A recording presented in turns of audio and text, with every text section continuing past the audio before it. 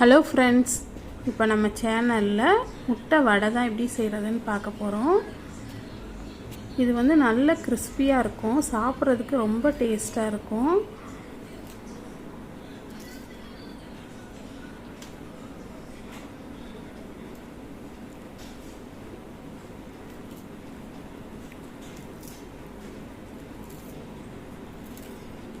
இது ஒரு டைம் செஞ்சிட்டிங்கன்னா விடவே மாட்டீங்க, திரும்ப திரும்ப செய்யணும்னு தோணும், அந்தளவுக்கு டேஸ்ட்டாக இருக்கும். இது செய்கிறதுக்கு நான் ஒரு பாத்திரத்தில் 1/2 கப் அளவுக்கு பச்சரிசி சேர்த்துக்கிறேன், 1/2 கப் அளவுக்கு துவரம்பருப்பு சேர்த்துக்கலாம். இதை வந்து ஒரு 2லேருந்து 3 வாட்டி நல்லா கழுவி எடுத்துக்கலாம். கழுவியாச்சு.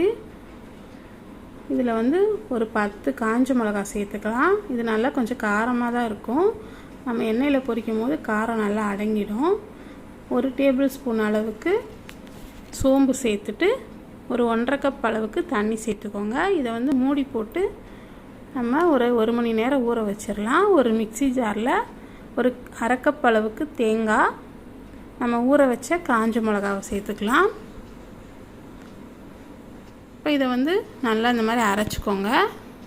இப்போ நம்ம ஊற வச்ச அரிசியும் பருப்பையும் அதே தண்ணியோடையே கலந்துட்டு சேர்த்துக்கோங்க.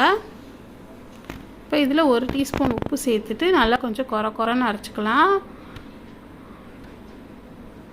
நல்லா கொரன்னு இருக்குது. இப்போ நான் ஒரு 5 முட்டை வந்து உடச்சி எடுத்து வச்சுருக்கேன், அதை சேர்த்துக்கலாம்.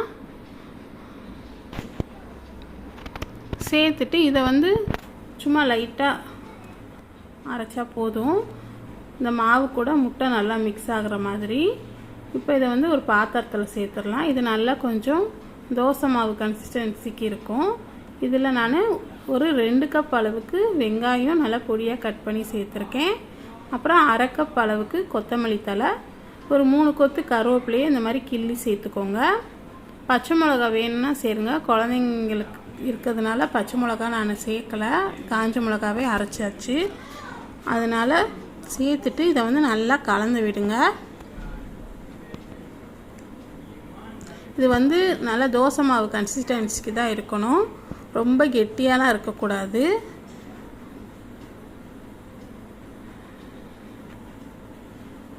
நம்ம கரண்டியில் எடுத்து ஊற்றுற மாதிரி இருக்கணும், அந்த அளவுக்கு பார்த்துக்கோங்க.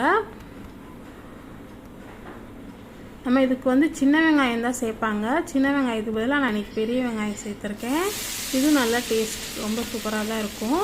இப்போ எண்ணெய் நல்லா சூடாக இருக்குது, அடுப்பை மீடியம் ஃப்ளேமில் வச்சுட்டு நம்ம ஒரு கரண்டியாக ஊற்றி இந்த எண்ணெயோட சலசலப்பு அடங்கவும் மறுபக்கம் திருப்பி போட்டுக்கலாம். இது நல்லா மொறுன்னு இருக்கும், சாப்பிட்றதுக்கு ரொம்ப டேஸ்ட்டாக இருக்கும். நல்ல சூடான சாதத்தில் ரசத்தை ஊற்றி இந்த வடையை வச்சு சாப்பிட்டா அவ்வளோ டேஸ்ட்டாக இருக்கும். இப்போ நல்லா கலர் வந்து இந்த அளவுக்கு நல்லா ப்ரௌனாக ஆனதும் நம்ம எடுத்துட வேண்டியது தான். இது எண்ணெயெல்லாம் அவ்வளோ குடிக்காது, உங்களுக்கு பார்க்க தான் அப்படி தெரியும் நுரையாக இருக்கிற மாதிரி. நம்ம முட்டை சேர்க்கறதுனால கண்டிப்பாக அந்த நுரை வந்து தான் ஆகும். ஸோ அதே மாதிரி எல்லா வடையும் நம்ம போட்டு பொரித்து எடுத்துக்கலாம். நான் இந்த எண்ணெயை வந்து திருப்பி நான் யூஸ் பண்ண முடியாததுனால நான் அளவாக எண்ணெய் ஊற்றி பொரித்து எடுத்துக்கிறேன். பிடிச்சிருந்தா லைக் பண்ணுங்கள், ஷேர் பண்ணுங்கள், சப்ஸ்கிரைப் பண்ணிக்கோங்க. Thank you.